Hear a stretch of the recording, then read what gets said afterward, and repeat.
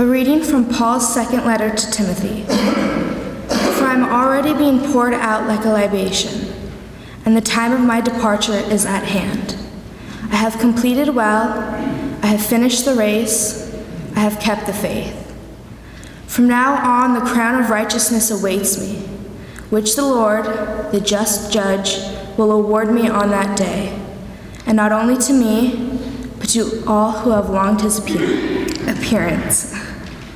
The word of the Lord. Thanks be to God.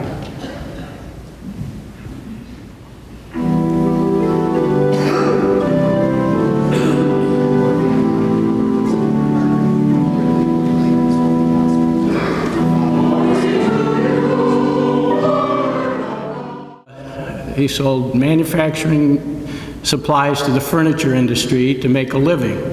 But I think every day of Dad's life, he sold the qualities and characteristics of successful living to his family and to everyone he knew. I can remember many conversations starting out with Jim, you know, in sales, and then following with one of his sales principles as it applied to the lessons of life. And these, what he sold in life were characteristics like humor. We all know that there was no joke too corny for Dad, no line too corny. Whether they were really funny or not was open to discussion, but oftentimes he was so amused with them himself that you had to join in with the laughter. He sold a healthy lifestyle. We know that the cupboards were always filled with row upon row of bottles, jars, packages of every natural remedy known to man. And his breakfast was legendary. The cereal was completely disguised by powders and brands and grains and different things to the point that it was unrecognizable. At some point, I'm not sure that he didn't just dispense with the cereal altogether and just eat that mush of all that stuff. But he also, he sold generosity. He shared always first with his church and the causes that he believed in. And I think his family has tried to follow that example also. He sold respect. It's particularly appropriate at this time. I can remember that when we were fairly young, Mom and Dad used to start to take us to funerals and wakes, and you know, we'd have the argument that, oh, they don't know us that well, or they don't remember us, or won't know if we're there or not. And they always insisted, no, out of respect, you help and support the people who care for you and who've helped you. And I think, you know, the way we were usually greeted, even as children, at those times, impressed upon me that it was an important thing, and we didn't fight so much after that. Dad, he also sold love and kindness and support. And as I can particularly remember kind of an aha moment in my relationship with Dad. You know, school was a terrible trial for me, and probably most of my brothers. Sisters seemed to get along okay, but we never quite got the point. And the report cards would come out, and you know, the grades were pretty good, but there was the line above the grades that where your character was graded also. And I don't remember what all the categories were, except for the first one, which was your behavior or your conduct. And you know, there was a symbol for if you were good, fair, or you know, he wasn't that great, but he didn't bug me much, so I let him slide. And I don't remember what those symbols were, but the symbol I do remember was the dreaded U, or unsatisfactory in conduct. And the nuns held it over your head like a sword. And if there was a Hall of Fame for elementary school, I probably would have held the record for most uninterrupted U's in conduct in history. And at this one particular time, I was, the cards came out, I'd gotten another one, and I was just particularly frustrated and depressed at this time. And, you know, I knew I had to go home and face first Mom, who always had the Herculean task of running the household while Dad was on the road. And she was the first person I had to face. And then, of course, with Dad, who there probably was an element of fear of the unknown with Dad, or the unfamiliar, because he would come in at the end of the week and you'd have to pay the piper there too. So in this particular time, I inevitably got called into the office, and the report card was there. And you know, I'm thinking to myself again, you know, why do I put myself through this? Why can't I get with the program and just keep my mouth shut, you know? And I'm wondering, oh, what's the punishment going to be this time? Is it going to be extra chores, or grounding, which at that time was called staying in your room, or even the politically incorrect paddle, you know? So as I'm sitting there anticipating this, what I got instead that time was a hug, and some encouraging words to the effect of, I know you're trying, and I know you'll do better. Well, when I got over the initial shock, and maybe after a quick prayer and thanksgiving for my good fortune that time, I really finally realized that, you know, Dad and my parents really are in my corner, and they're in all our corners.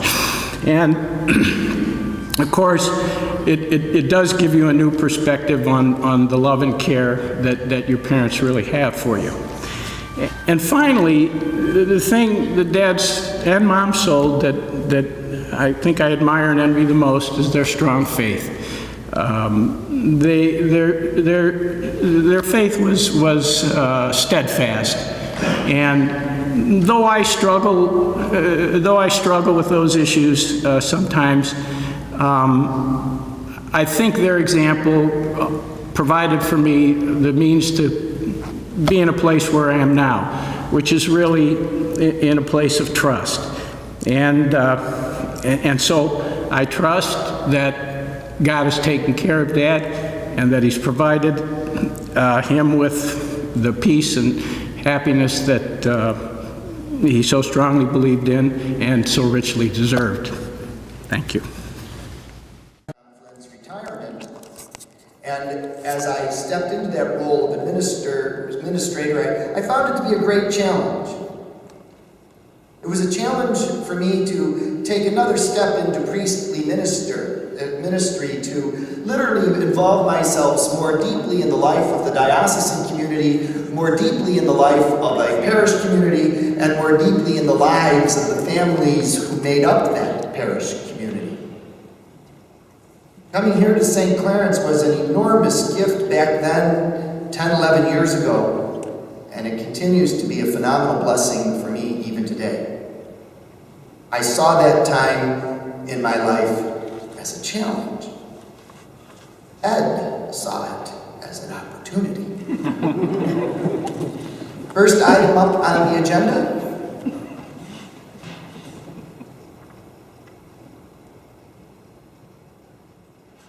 I knew it.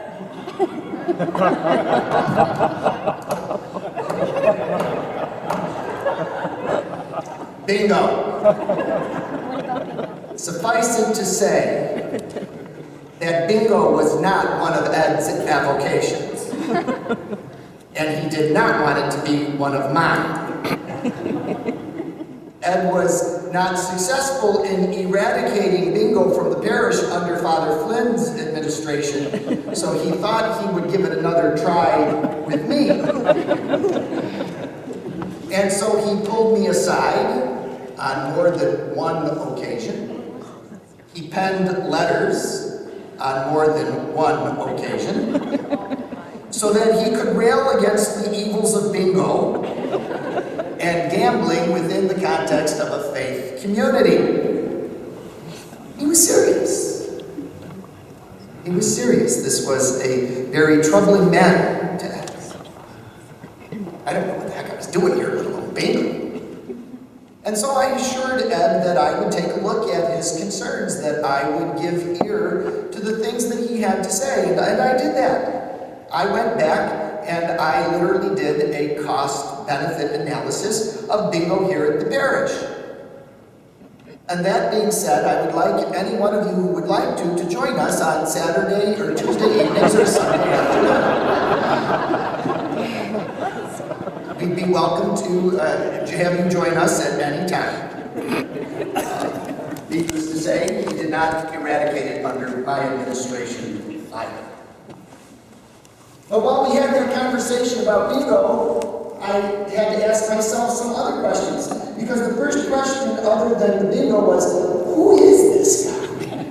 I never looked at Ed as being up in years. He was always full of life, he was vibrant, he was full of vitality, he was funny. Little did I know that I would have to do a cost-benefit analysis on Ed as well. And so I did. I did that cost-benefit analysis over the next decade. And one thing that I learned about Ed in the course of my interactions with him in my time here at the parish, and I would sum it up in these words: Ed could give as good as he got. He could give as good as he got. And I mean that in every possible sense of the word. I would throw a barb out at him, and trust me, I'm good at throwing barbs out. I would throw a barb out at him and he wouldn't miss a beat and he'd come right back at me. And we would both be laughing there. And you know Ed, when he laughed, that smile went ear to ear and he got that little twink in his eyes and started chuckling. And half the time you were looking at him underneath a ball cap, and he was enjoying the repartee just as much as anybody else was. He could match wits with anyone. Ed was a man who could give as good as he got, and Ed got a lot. He got a lot, and he gave a lot. Ed's parents immigrated from Lebanon, and they had to work hard to make this their place in this brand new world. It required hard work. It required fierce determination. This new land of America presented opportunities and it presented challenges for his family. And his family, through those challenges and opportunities, developed a close-knit bond, a sense of unity and family that does not come easily. Ed got all that from his parents and from his siblings. People learn what they live. And Ed learned so many things from the people who were exemplars in his life. He was able to give what he got, and he got a sense of drive. Ed was a man who I think really believed and really put into practice that anything worth doing was worth doing well. And so he had a high standard for himself. He set the bar very high. I think that presented challenges and opportunities and struggles for him as well. It would have been easy for him in the midst of those struggles and challenges and opportunities to lower the bar a little bit so that he could meet it. But he never did. He kept the bar up there high. He passed that work ethic on to his own children and grandchildren by extension. Things that James talked about are not just one-time stories or one-time virtues that are taught. They are the legacy that will last for generation upon generation. because I think you would agree that if he expected much from himself, he expected much from you. And he held your feet to the fire because he knew that you could be the best that you could possibly be. And it wasn't just Ed and his family that was concerned with that. Ed expected great things from everyone. He knew what they were capable of. He was a man who could give as good as he got, and he got a good life here in these United States. It was not that it wasn't struggle to get it.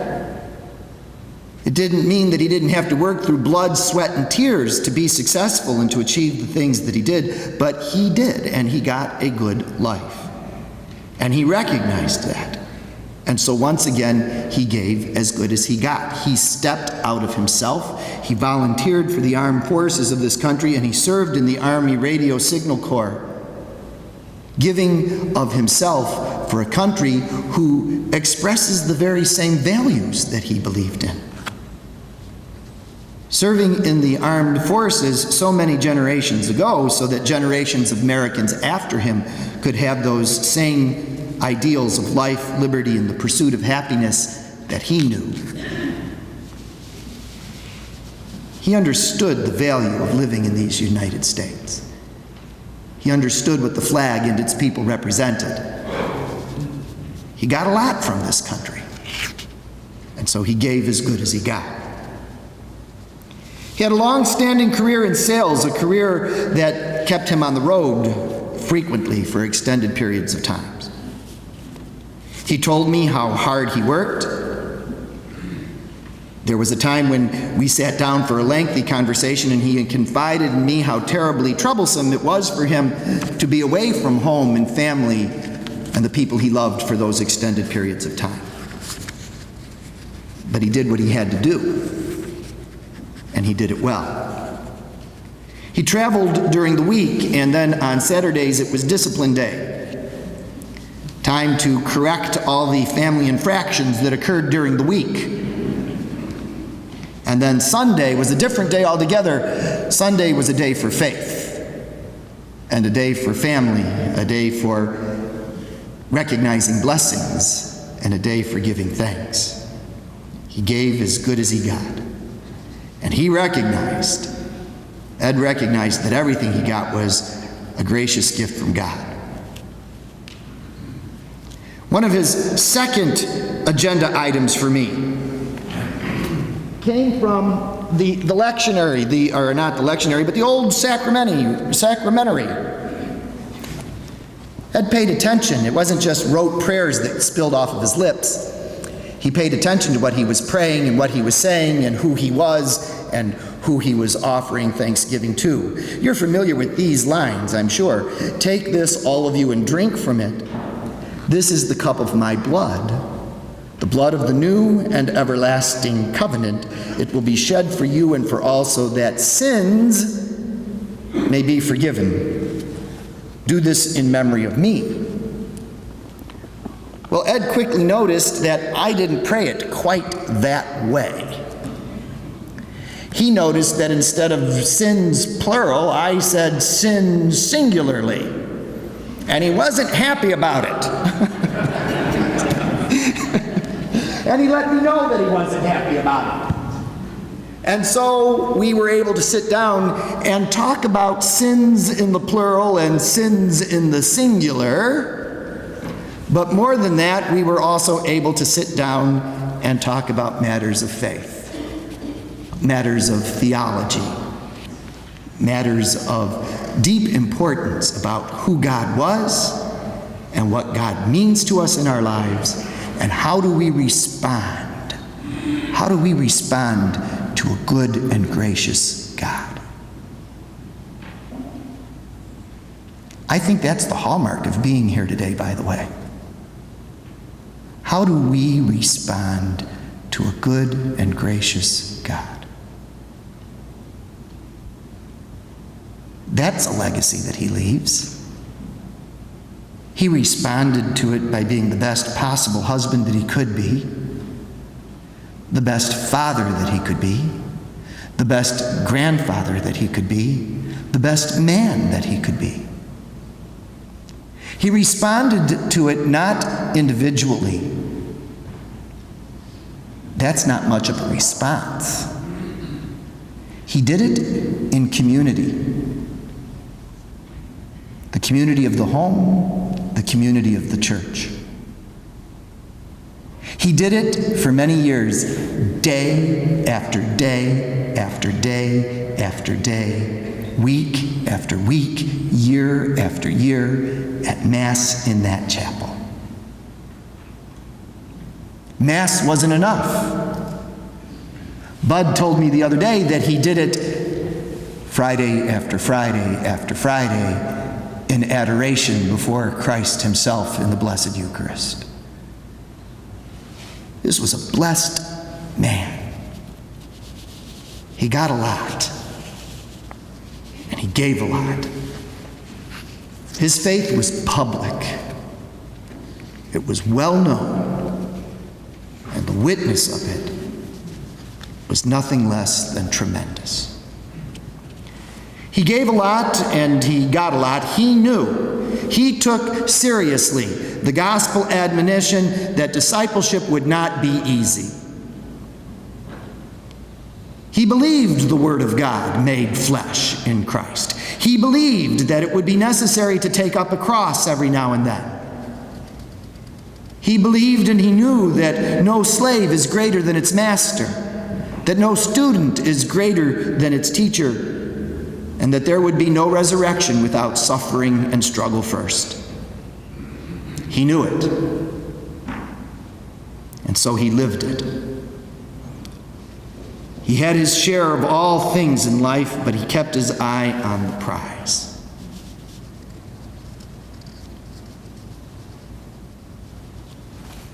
Ed would pull me aside again a little later, where we would tussle over the pavilion. And tussle we did.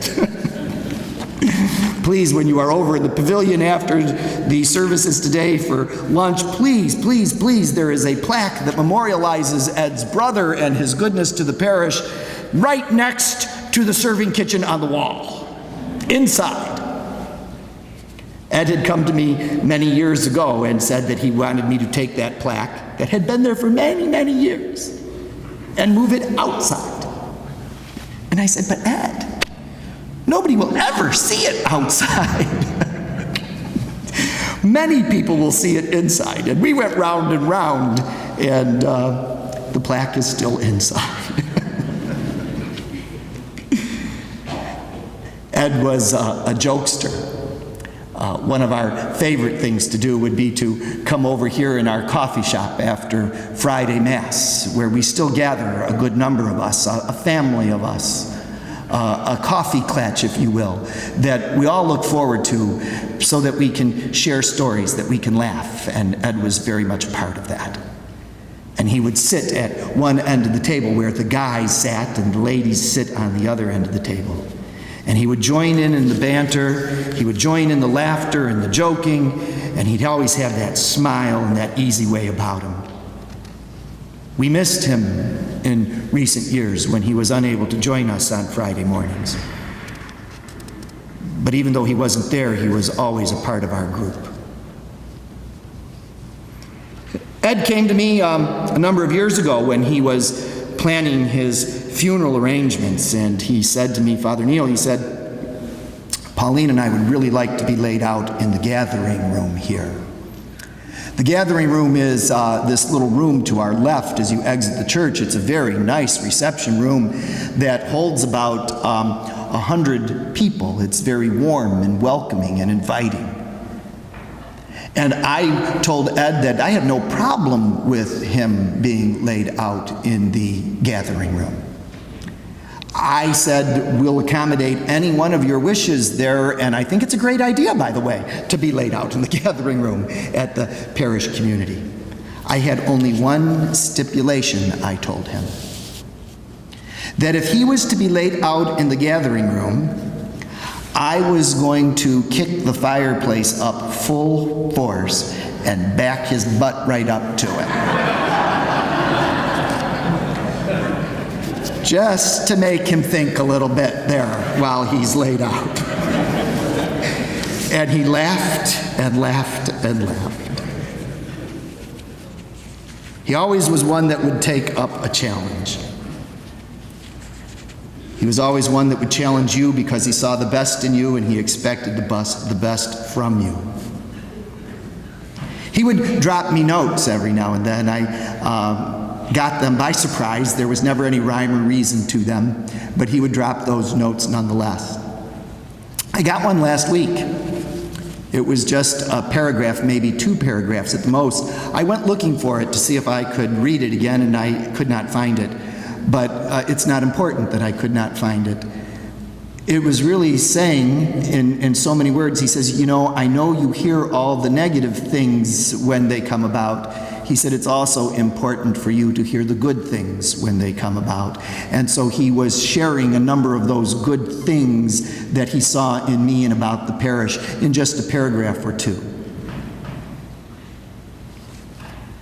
We had a Mardi Gras dance just recently, and we had a raffle, and it was a Saturday night, and the raffle went by, and lo and behold, Ed walks in on Sunday morning. Was it the noon mass?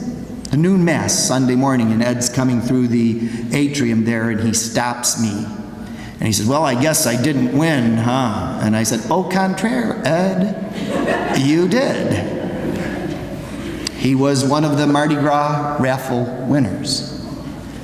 And there went that smile and that laugh once again, a kind of a moment of unbelief. And so in relation to that, he called me on Monday of this week. Early Monday afternoon, Ed called me about his Mardi Gras winnings. And he wanted to be a man who gives as good as he gets.